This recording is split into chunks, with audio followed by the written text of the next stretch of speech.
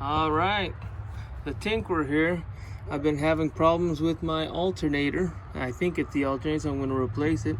See, here is only one bolt, two bolts, one bolt up here holding it in place. I'm going to just take that out after I take this belt out. Should be an easy job. Okay, off. Take that one off right there. All right, after we take this out, you can see there's a screw up here too, which we're going to loosen this off. This came out from right here, and then this one came out right here. There you go. That's pretty easy. Now you can see I kind of had to move this out of the way so I get access. You may have to do that too. All right. Here's the new one I bought from O'Reilly's. You can see the old one.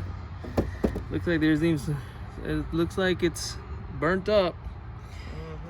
So this one's a 130 amp. That's only like a 110 amp. So I got more amperage because I have lights and a subwoofer. So I got a more powerful alternator. Up. All right, so let's go ahead and put this back in. The way we took it out is how we put it back in. Pretty easy. All right. Look at that. Because I got the bigger alternator, this here will no longer fit evenly. So what I have to do is they have an adjustment here. Thought about that. This screw and this screw, and raise it up so this can slide underneath it. All right.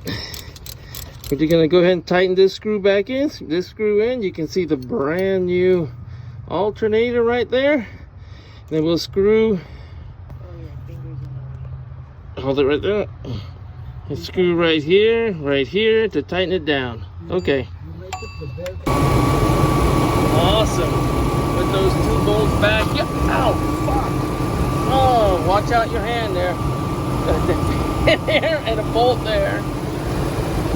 Bolt right there came right out. May have to raise that up to adjust for the bigger alternator that I put in.